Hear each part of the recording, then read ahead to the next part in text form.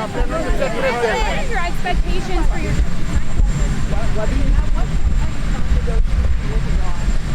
Well, we're going to see what happens. We're only making a good deal.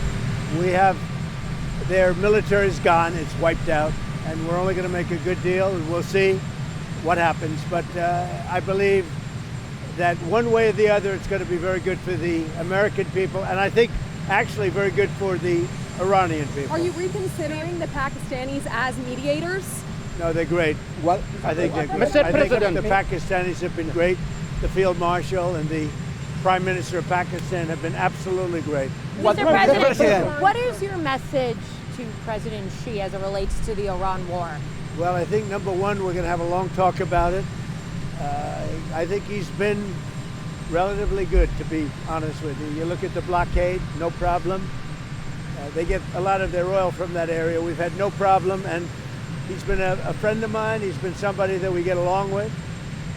And I think you're going to see that good things are going to happen. This is going to be a very exciting trip. A lot of good things are going to happen. Mr. President. Do you think he needs to intervene at all with the Iranians? I don't do you think he can does. help No. in any way? No, I don't think we need any help with Iran. We'll win it one way or the other. We'll win it. We'll win it peacefully or otherwise. Their Navy's gone. Their Air Force is gone. Every single element of their war machine is gone. They've killed a lot of people. They've killed 42,000 people at least over the last month and a half. We win. Mr. President, No matter how you cut it. Mr. President, what do you believe, Mr. Kurdi, sir? Mr. President, do you believe your visit to China will impact of international economy and price of It's oil? going to be a positive. We're going to have a very good meeting. I spoke with President Xi. We both look forward to the meeting. It's going to be great. Mr. President, what is going to be your red line to end the ceasefire for you? What will it take to pull the plug? Well, we're going to see, and we'll be thinking about it on the flight, and we'll be thinking about it for the next little while. But we've beaten their military very soundly. That's over with. The blockade is very effective. It's been 100% effective. And one way or the other, it's going to work out very well. It's going to work out very well. I think you're going to have so much oil, you're going to have a gusher of oil like you've never had before. So when oil goes up a little bit, I thought it would go up much more. If you go back 3-4 months ago, when we were contemplating, we assumed oil would go much higher. Yesterday it was at $99. And if you think about it, I would have taken that all day long because it's very simple. Iran cannot have a nuclear weapon. They will not have a nuclear weapon. They know that. They've agreed to that.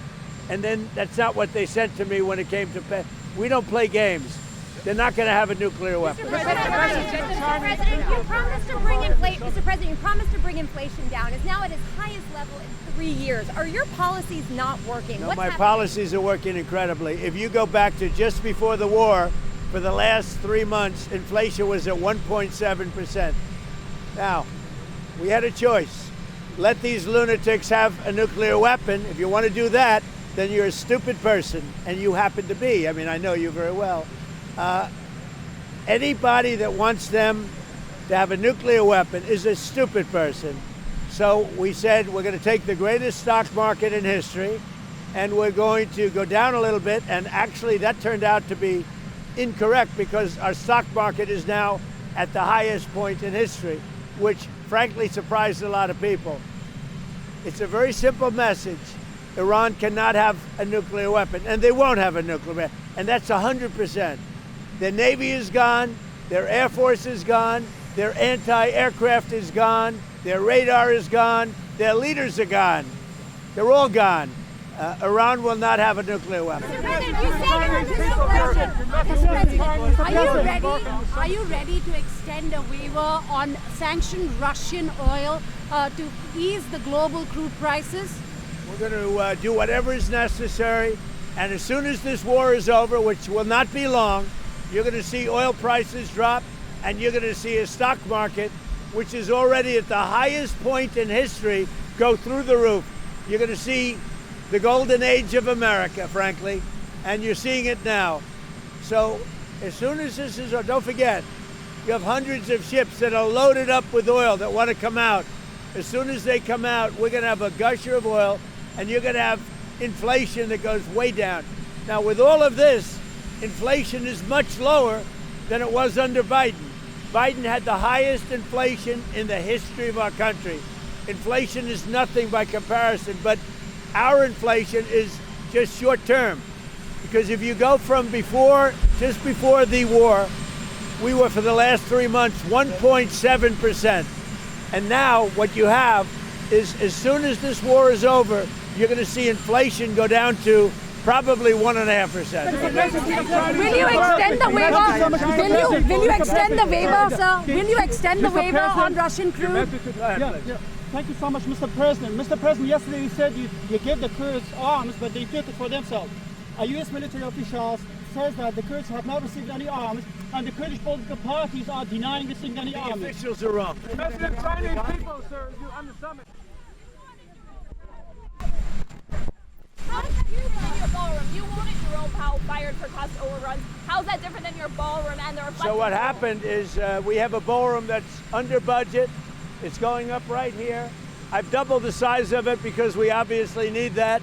And we're right now on budget, under budget, and ahead of The schedule. price has doubled. The price has doubled. I doubled the size of it, you dumb person. It's double the size. What about You the are reflecting pool? you are not a smart person. What about the reflecting What about over here? And based on a lot of things that have happened over the last year, we doubled the size of the ballroom. So we're going to have a ballroom that's appropriate for the White House. We doubled the size. The ballroom now is ahead of schedule, and it's a little bit under budget, depending on the finishes that we use. The president of Cuba has his days numbered. So the president of Cuba has his days numbered. Well, they're not doing well. Cuba is not doing well. It's a failed nation, and we'll be talking about Cuba at the right time. Mr.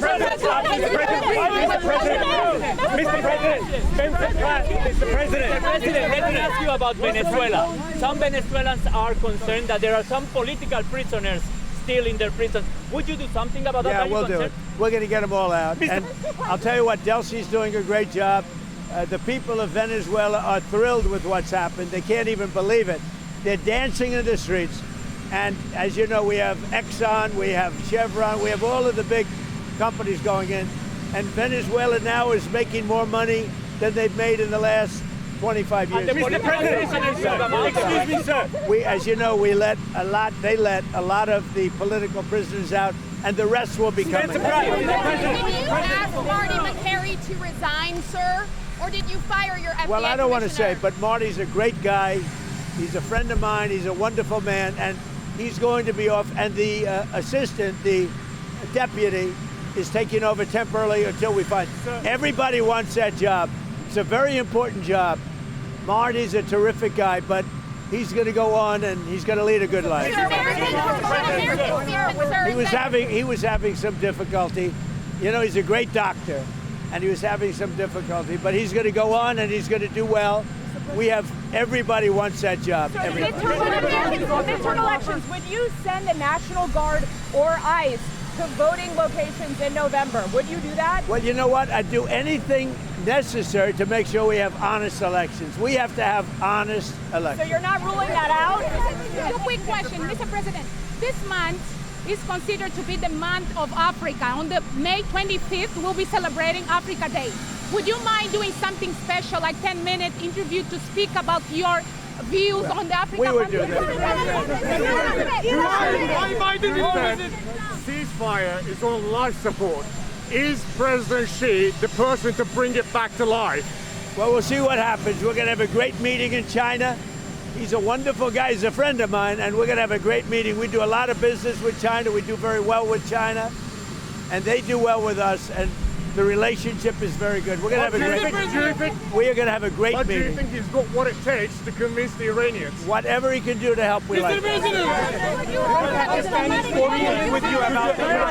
President, Will you be able to talk about the end of the war in Ukraine with the president? I think it's getting very close. the end of the war in Ukraine, I really think it's getting very close. Will China invest $1 trillion in the U.S.? Will China invest $1 trillion in the U.S.? Will When China you're invest? negotiating with Iran, Mr. President, to what extent are Americans' financial situations motivating you to make a deal? Not even a little bit. The only thing that matters when I'm talking about Iran, they can't have a nuclear weapon. I don't think about Americans' financial situation. I don't think about anybody. I think about one thing. We cannot let Iran have a nuclear weapon. That's all. That's the only thing that motivates. Will China invest $1 trillion in the U.S. Or NATO? Say it? What is more broken, NATO or OPEC? Well, OPEC is having some difficulty right now because one of those things, but that has nothing to do with me. NATO was very disappointing to me.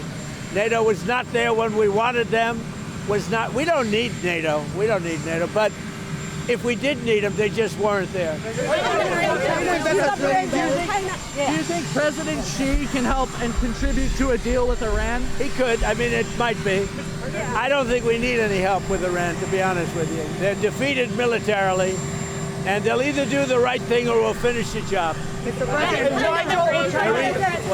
They're either going to do the right thing or we're just going to finish the job.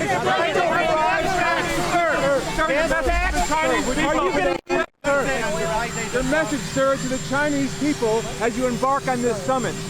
That we're going to have a great relationship for many, many decades to come. My relationship with President Xi is a fantastic one. We've always gotten along, and we're doing very well with China, and working with China has been very good. So we look forward to it. As you know, President Xi will be coming here toward the end of the year, so that'll be exciting too. I only wish we had the ballroom finished. The ballroom is right on budget and ahead of schedule, but I wish we had it finished. Sir, now, on the gas you tax- also may want to do one other thing. You may want to go see the reflecting pool, because that's under construction, and for the first time since 1922, it's going to work properly. Sir, on the gas tax, Congress. Thank you, Mark Stone from Sky News. What's your advice to Keir Starmer, sir? He seems to be on the brink. Well, my advice to him has always been, open up your oil in the North Sea. You got one of the great oil finds anywhere in the world, and you're not using it. They're not allowed to use it. And it's one of the best in the world, among the best oils in the world. Open up your oil in the North Sea and get tough on immigration. Should he stay or go? Europe is being very, very hurt by immigration all over Europe. Not only stay him. or go? That's up to him. But I told him from day one, you're getting killed on energy. You're windmilling your country to death. Open up the North Sea. You have one of the greatest sources of energy in the world. Open up the North Sea. The pressure is from Nigel Farage, sir. Should state governors drop taxes on oil? Would you ask them to do that? I think it's a great idea. Mr. President, may I ask you two questions? Has there been any understanding between you and Putin that Russia should get entire Donbass? No. Congratulations. You have a standing invitation to travel to Russia. Do you think it might happen this year?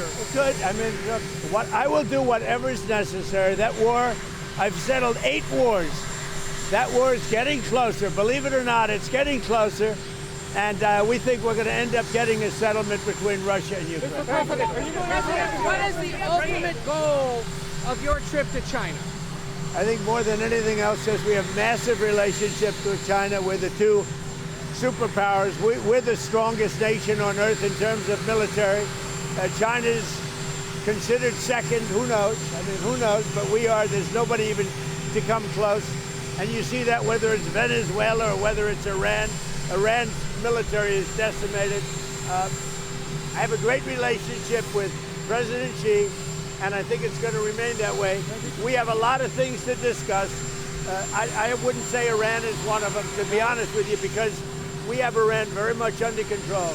We're either going to make a deal or they're going to be decimated. So one way or the other, we win. But we're going to be talking with President Xi about a lot of different things. I would say more than anything else will be trade. Just to clarify, did you say earlier that the only thing that matters to you when it comes to Iran is a nuclear weapon? You're not considering the financial impact of this war on Americans? The most important thing by far, including whether our stock market, which by the way is at an all-time high, but including whether or not our stock market goes up or down a little bit, the most important thing by far is Iran cannot have a nuclear weapon. What about the pressure on Americans and prices right now? Every American understands. Americans, how they're feeling about every American. Are you listening to me? Every American understands, and they just had a poll, like 85%, which is surprising. It's only that they understand that Iran cannot have a nuclear weapon. If Iran has a nuclear weapon, the whole world would be in trouble because they happen to be crazy. They're not going to have a nuclear weapon. Now, if the stock market goes up or down a little bit, the American people understand it. When it's over, you're going to have a massive drop in the price of oil, which a lot of people thought would be higher. And I mean, it was $99 yesterday, which is low, which is relatively low. When this war is over, oil is going to drop, the stock market's going to go through the roof, and truly, I think we're in the golden age right now. You're going to see a golden age like we've never seen before. The minute it's announced, and I'll be the one to announce it because I'm the one that makes that decision, I could leave right now, and it would take them 25 years to rebuild their country. But I don't want to do that. I want to have it complete and total. So you ready? As soon as this war is over, you're going to see numbers like you've never seen. But you say you're under pressure. I know how much you value loyalty. I know how much you value loyalty. Are you comfortable with people serving in the military if they personally oppose the Iran war or you? It doesn't mean I'm happy about it, but I live with a lot of different Question on redistricting. To voters who are confused about the changing maps, the changing dates, and to African Americans concerned that this is going to draw black members of Congress off the map, what do you say? Well, I think it's been a wonderful process. They've been the Democrats, or as I call the Democrats, because they are dumb in so many ways. They've redistricted for years, and now we took our shot, and it looks like we're going to pick up a lot of seats, and that's a good thing. That's a good thing. We want voters to have their choice. We want fair voting. We want fair elections. The Democrats have been cheating on elections for many years, and all we're doing is winning. Thank you.